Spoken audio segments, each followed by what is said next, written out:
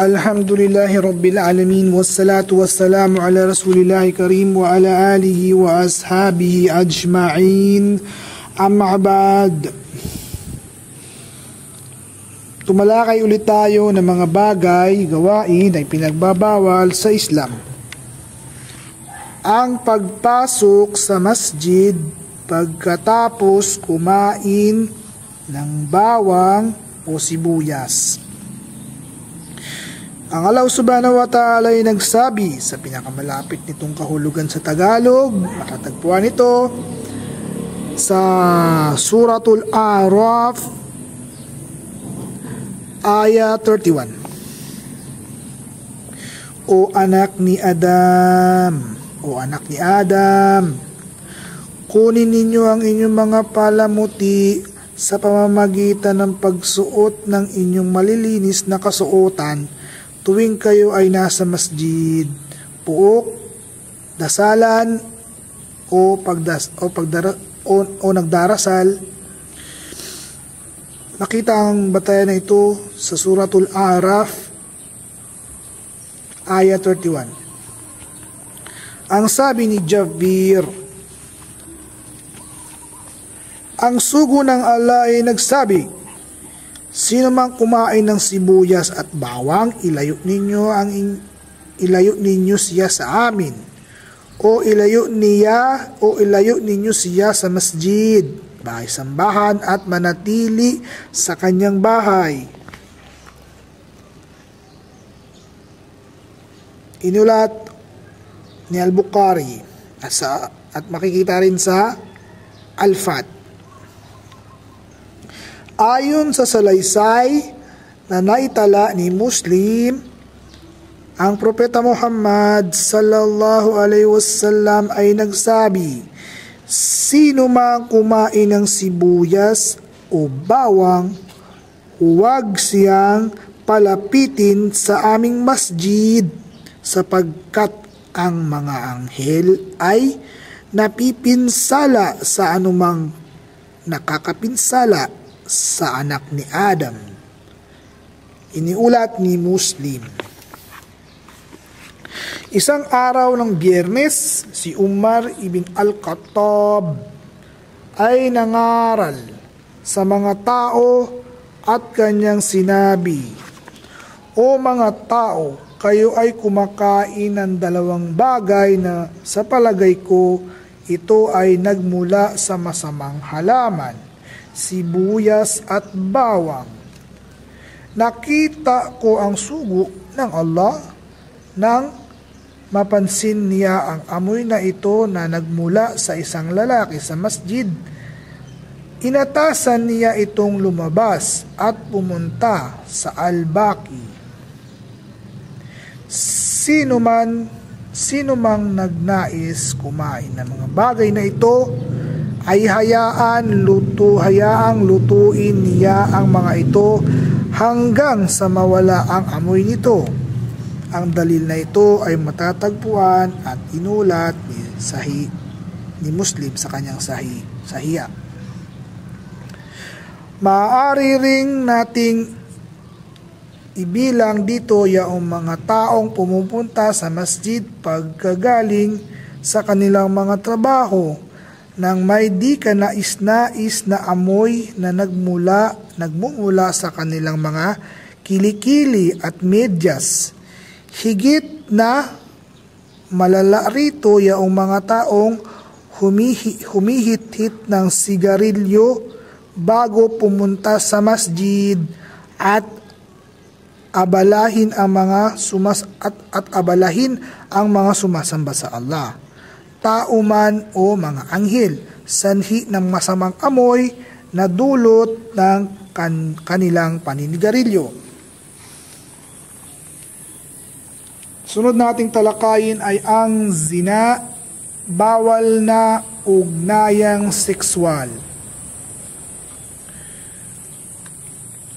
Isa sa layunin ng Islamikong Sharia, batas, ay upang pangalagaan ang dangal at angkan ng tao.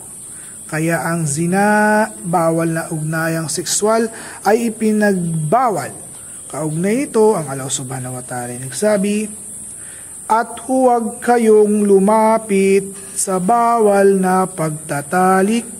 Katotohanan ito ay fahisha, isang malaking kasalanan at isang masamang daan na nag-aakay patungong impyerno, liban lamang kung ito ay patawarin ng Allah. Suratul Al-Isra, aya number 32. Ang Sharia ay humahadlang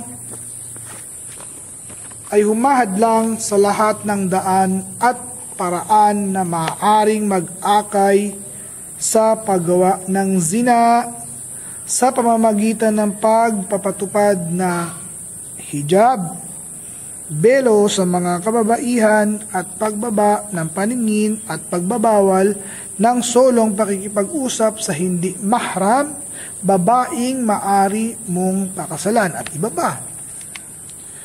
Ang may asawang lalaki na nakagawa ng pakikiapid ay ginagawaran ng matinding uri ng parusa na pinapatay sa pamamagitan ng pagbato upang sa ganon kanyang malasap ang bunga ng kanyang ginawa at upang ang bawat bahagi ng kanyang katawan ay magdusa katulad lamang ng pagpapasarap ng lahat ng bahagi ng kanyang katawan nang ito ay sa kanyang gawin.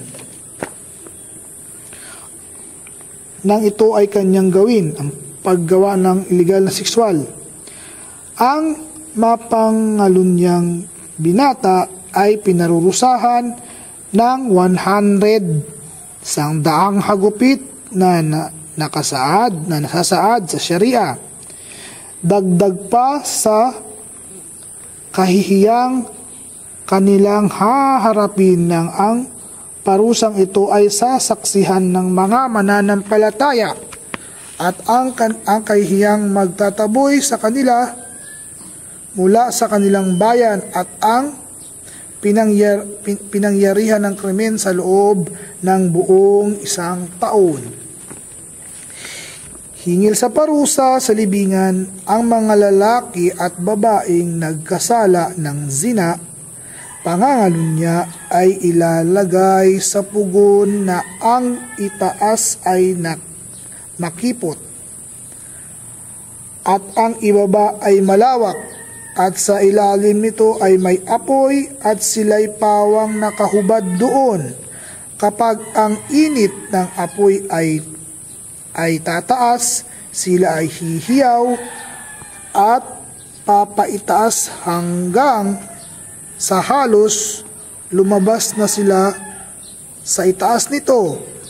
At kapag ang init ng apoy ay humupa, sila'y magkakandahulog pabalik. Ito'y paulit-ulit na gagawin sa kanila hanggang sa takdang oras. Paghukukom. A'udzubillahi minasyaitanir.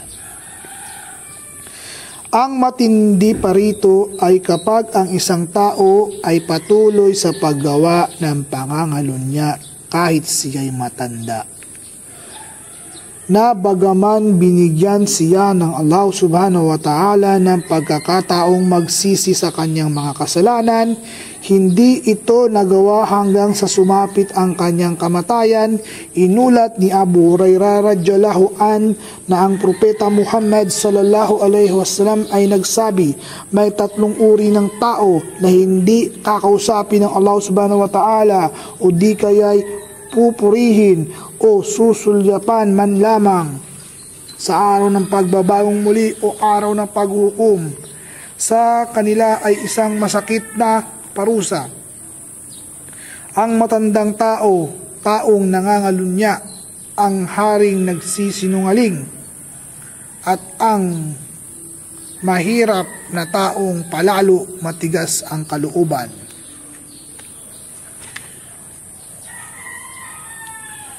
makikita ang batayan nito, dalil na ito na inulat ni Muslim. Kabilang sa masamang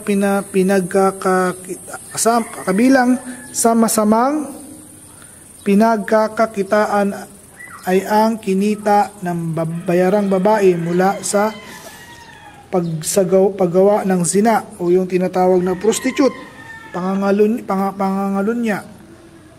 Bayad na kinukuha niya doon sa kanyang trabaho na paggawa ng zina. Ang bayarang babae na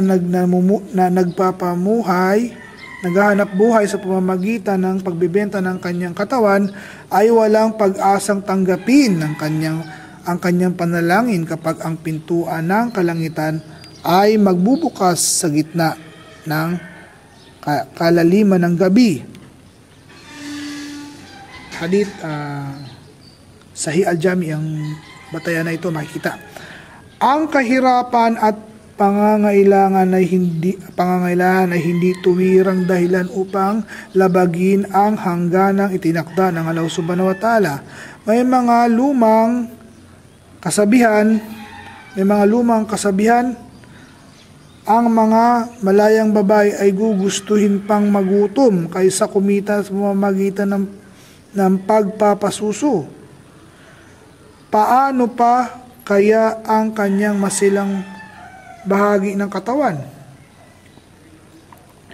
Sa panahon ngayon, lahat ng pintuan ng moralidad ay nakabukas at ang syaitan ay ang kanyang mga katulong ay ginagawang